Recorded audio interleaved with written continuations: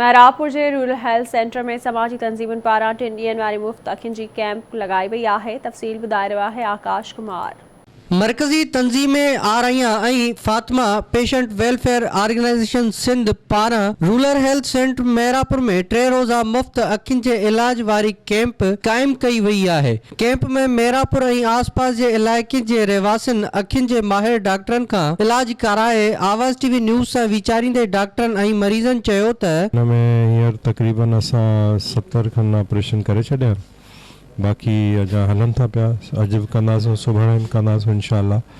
बाक़ी कैटरेक्ट इलाही आहे हिते, ॿियो एलर्जी जी तकलीफ़ आहे, ग्लूकोमा आहे, शुगर जे करे अखियुनि जे जेका आहिनि अमराज़ आहिनि।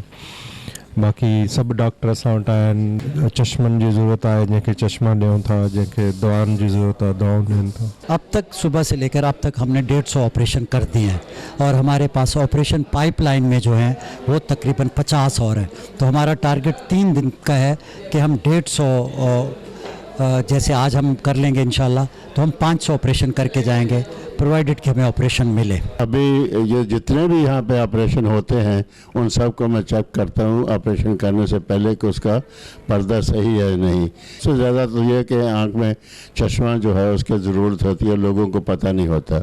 दूसरे नंबर पे सफ़ेद मोतिया है, उसके बाद शुगर की बीमारी है, और उसके बाद फिर उम्र जो है 60 साल की ज़्यादा की उम्र के जो लोग हैं उनमें पर्दे की कमज़ोरी की बीमारी है। ब्लड शुगर वगैरह टेस्ट कर रहे हैं और बीपी टेस्ट कर रहे हैं, और उसके बाद हेपेटाइटिस बी और सी का टेस्ट कर रहे हैं।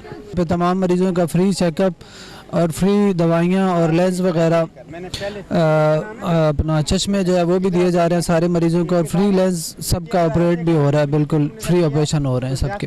तमाम बेहतरीन लॻो। डॉक्टर खलीक रहमान साहब जेको आहे उन मुंहिंजो ऑपरेशन कयो आहे ऐं तमामु बेहतरीन ऑपरेशन थियो आहे।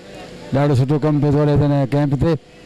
असां मुतमिन आहियूं ऐं ग़रीबनि जी मदद कई थी वञे। असांजो ही हर साल ही आई कैंप लॻंदो आहे। हे 10 असांजो 10 साल थिया असांखे हीअ हणंदा आहे। सॼे सिंध में असांजा अल्हम्दुलिल्लाह हीअ लॻी रहिया आहिनि। हाणे नेक्स्ट असांजो खैरपुर लॻंदो त मजीद साहब असांजे सरपरस्ती आला जेको आहे उनजी काविशुनि सां ही तमामु हीअ असांजो सिलसिलो शुरू आहे।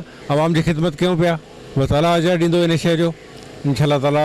OPD अॼोके ॾींहं जी बि OPD 500 खां मथे आहे। हीअ 500 खां मथे कल्ह जी OPD।